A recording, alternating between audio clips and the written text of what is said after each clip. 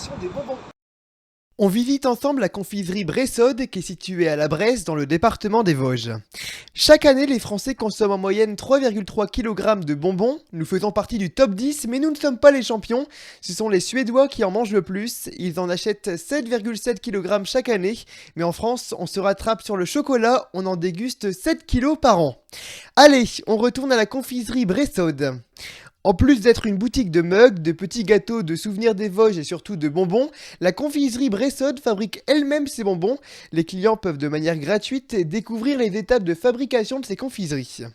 Et comme je suis curieux, eh bien j'y suis allé, et ça valait bien le détour. Et pour cette visite, c'était la fabrication de bonbons au miel qui était prévue. Les ingrédients nécessaires pour faire ces petites gourmandises sont du sucre, du sirop de glucose et du miel, bref, tous les ingrédients nécessaires pour nous faire grossir. Et comme matériel, c'est une grande casserole en cuivre qui est utilisée. C'est un récipient en cuivre car ce métal permet une meilleure cuisson et il aide à une meilleure diffusion de la chaleur. Pour commencer la préparation, le confiseur verse 8 kg de sucre dans de l'eau. Il laisse ensuite le sucre chauffer quelques instants. Après, il ajoute un saladier de sirop de glucose.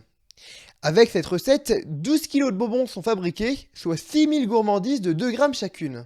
Puis il faut attendre que le contenant de la cuve atteigne les 145 degrés. Dès que c'est le cas, le confiseur intègre le miel. Et c'est ensuite que la dernière phase de cuisson débute.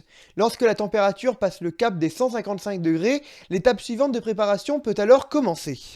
Le confiseur verse le liquide sur une table à 40 degrés, il le manipule régulièrement pour le faire refroidir le plus rapidement et coupe la pâte en deux, ce qui permet une nouvelle fois d'accélérer le processus de refroidissement. Il est temps ensuite de lancer la troisième étape qui est le pétrin. La préparation ne reste que quelques instants seulement dans la machine.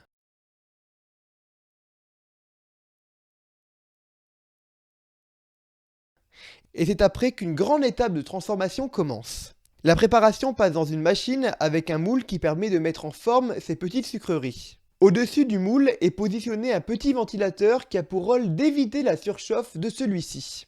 Les bonbons passent sur un tapis où est placé tout un système de ventilation qui vise à refroidir ces gourmandises.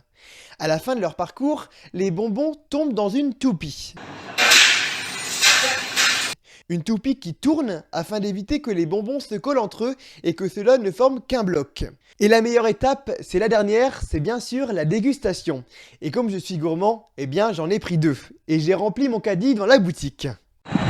Merci beaucoup d'avoir regardé cette vidéo. On se retrouve très vite. À bientôt les amis.